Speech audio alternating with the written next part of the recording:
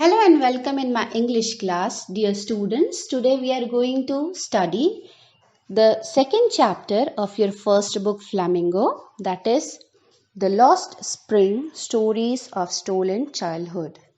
As we all know, the meaning of spring, it is a season of joy. It is a season of new beginning, hope, and refreshment. It is also meant the same for the children. But here in this story, there are two children who's not even enjoyed their spring. Spring means here the freedom, the joy of the childhood. They did not free, they did not enjoy their childhood just because they have to carry the burden of their family who are surviving in extreme poverty. So they have to earn the livelihood for them instead of going to school and getting knowledge. This has been shown by the author Anis Jung in this story, The Lost Spring. The Lost Spring consisting of two different story of two different boys.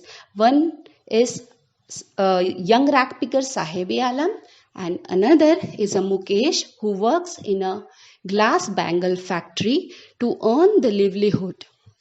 Through the story of these two boys, the author Anis Jung wants to raise her voice against the extreme poverty, against the illiteracy, and the most social problem, that is child labor.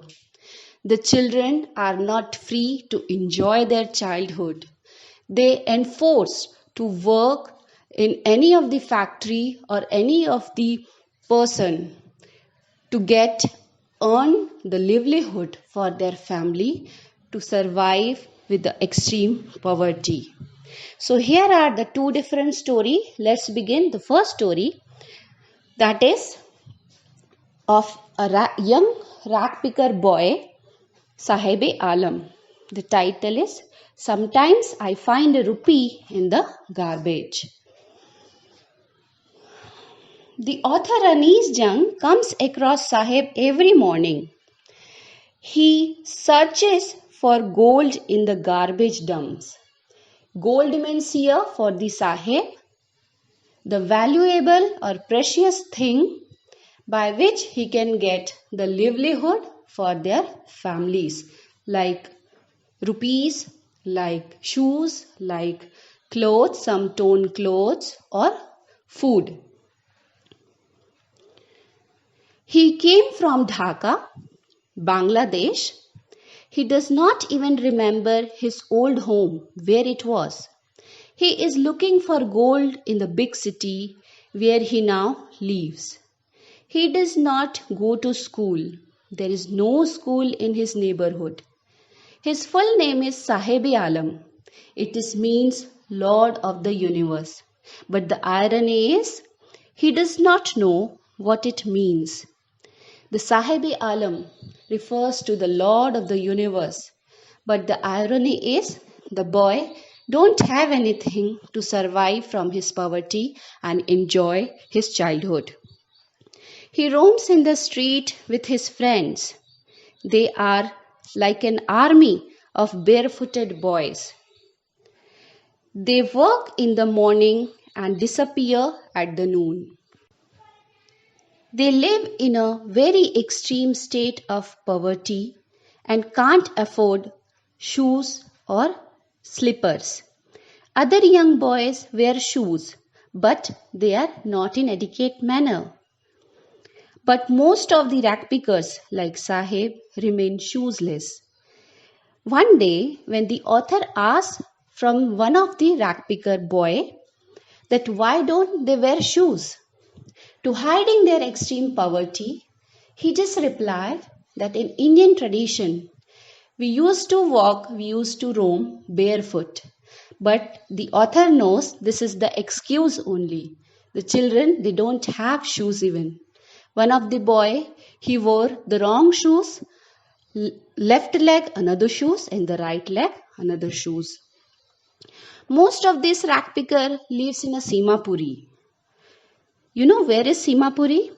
It is the edge of the Delhi. That means the boundary of the Delhi.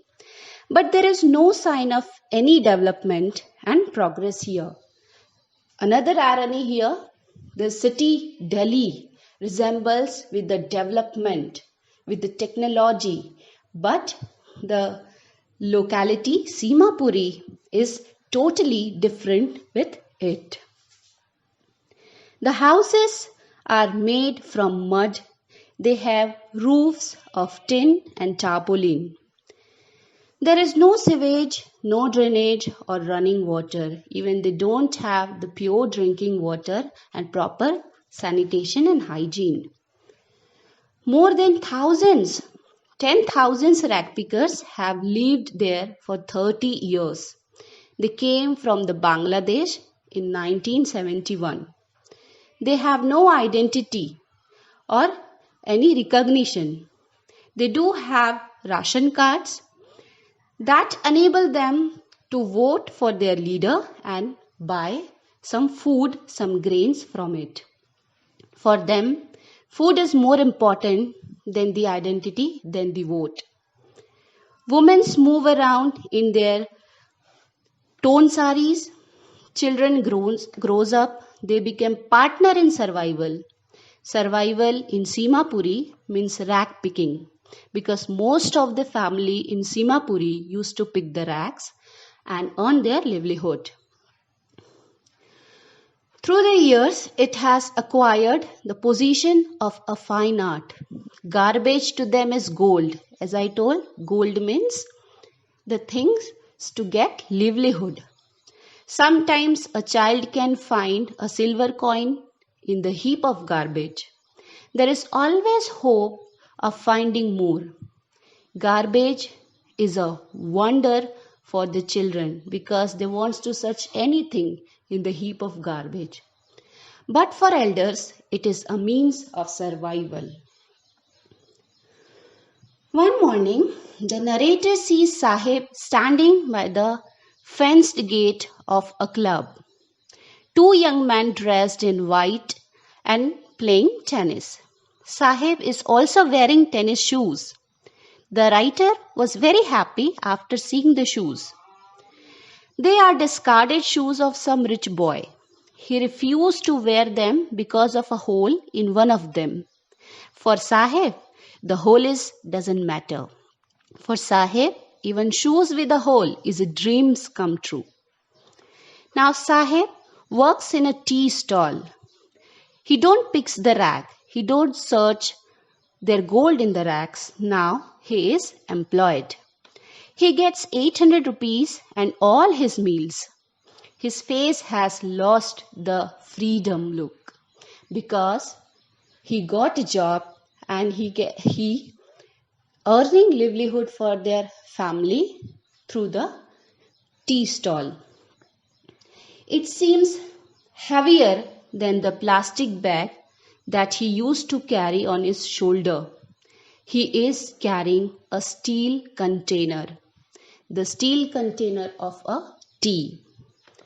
The bag that he used to carry on his shoulder earlier while he was picking rags were not very heavier than this steel container.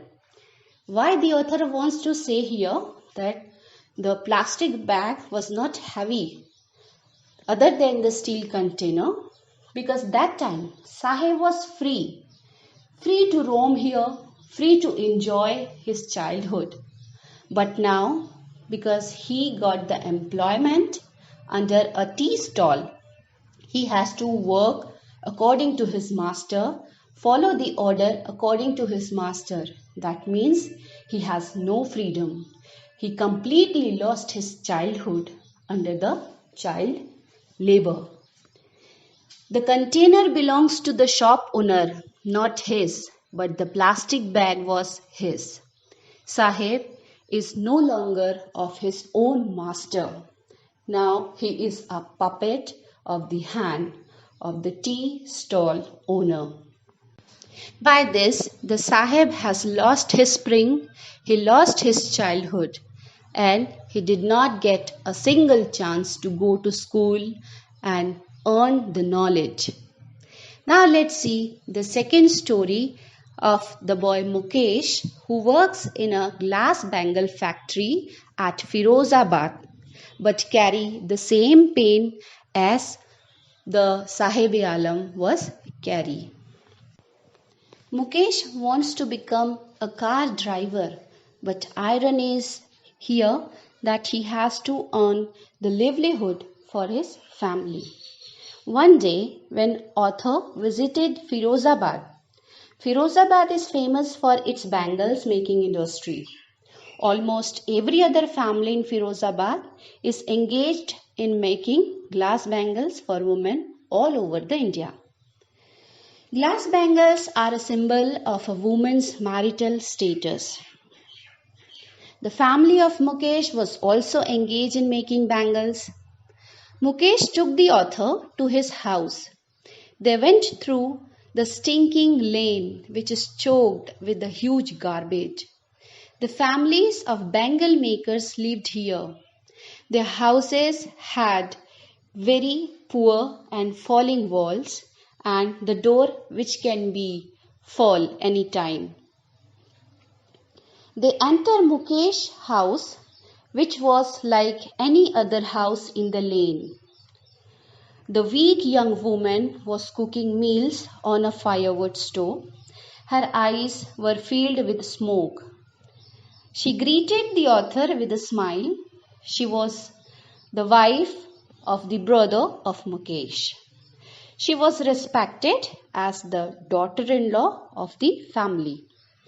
The father of Mukesh also came in, and then the daughter-in-law, she covered her face with the torn sari, as it is the custom. The father of Mukesh was old and very weak. He had lost his eyesight with the dust from polishing glass bangles. That's why Mukesh has to work in the glass factory to earn livelihood for their family. He had worked hard all his life, but he could not afford to send his two sons to the school. He could only teach them the art of making bangles. He had built the house but could not repair it. The grandmother of Mukesh expressed her belief in destiny. She said that it was their karma, that they were born into the bangle maker's caste. It was their destiny to suffer the poverty and illiteracy.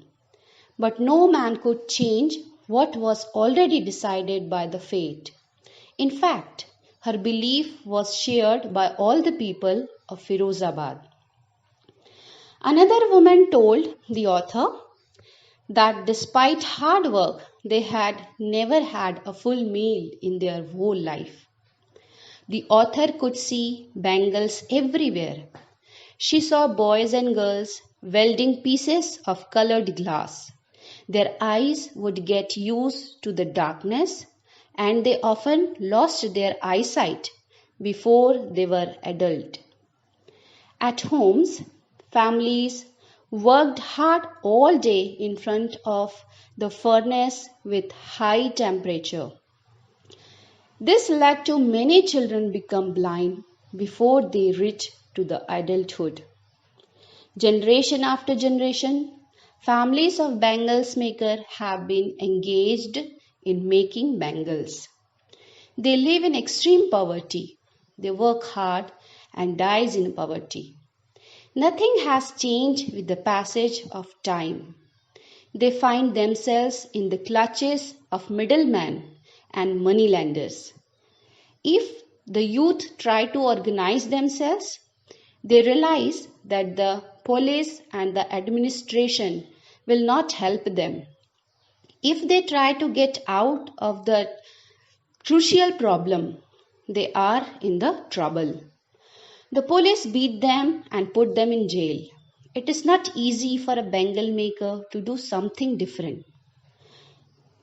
The fate of his caste always goes with him. But Mukesh wants to be a motor mechanic. He wants to learn his work at a garage for far away from home. He wants to be his own master. Anish Jung tells about Mukesh, the another young boy who wants to be his own master. He is a boy from Firozabad's glass making factory, and as a family tradition, he has also worked in the glass bangles. Here, the children work in close proximity of furnace and such in high temperature that they are exposed to various health hazards. The family of Mukesh, like other families of Firozabad, are living in a extreme poverty.